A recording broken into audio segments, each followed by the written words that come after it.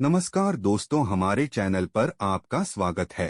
अगले जन्म में क्या बनेंगे आप? गरुड़ पुराण की इन 8 बातों में छिपा है रहस्य। व्यक्ति को अपनी मृत्यु के बाद कर्मों के आधार पर स्वर्ग और नरक की प्राप्ति होती है। गरुड़ पुराण में यह भी बताया गया है कि कर्मों के आधार पर अगले जन्म में व्यक्ति किसी रूप में जन्म लेता है। गीता में कहा गया है कि आत्मा अजर अमर है। जैसे व्यक्ति अपने कपड़ों को बदलता है, आत्मा भी उसी प्रकार शरीर बदलती है। गरुड़ पुराण में मनुष्य के कर्म का लेखा जोखा बताया गया है, जिससे मनुष्य के पाप और पुण्य निर्धारित होते हैं।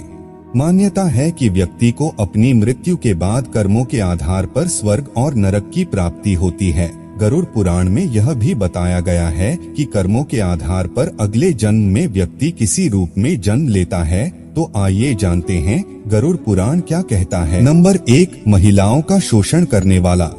जो लोग महिलाओं का शोषण करते या कराते हैं, वो अगले जन्म में भयानक रोगों से पीड़ित होते हैं। वहीं अप्राकृतिक रूप से संबंध बनाने वाला अगले जन्म में नपुंसक, गुरु पत्नी के साथ दुराचार करने वाला कुष्ठ रोगी होता है। नंबर 2, धोखा देने वाला।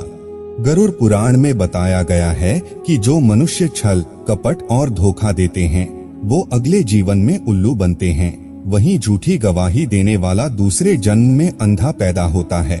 नंबर 3, हिंसा करने वाला।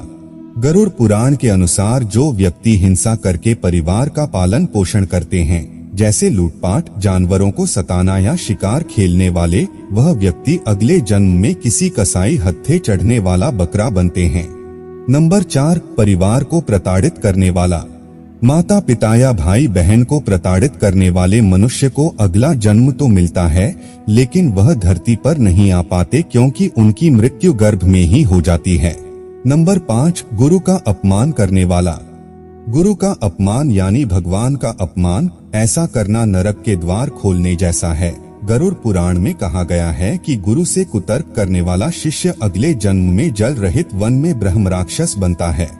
नंबर 6, पुरुष का महिलाओं जैसा व्यवहार। यदि कोई पुरुष महिलाओं वाला आचरण करता है, स्वभाव में महिलाओं वाली आदतें ले आता है, तो ऐसे पुरुषों को अगले जन्म में स्त्री का रूप मिलता है।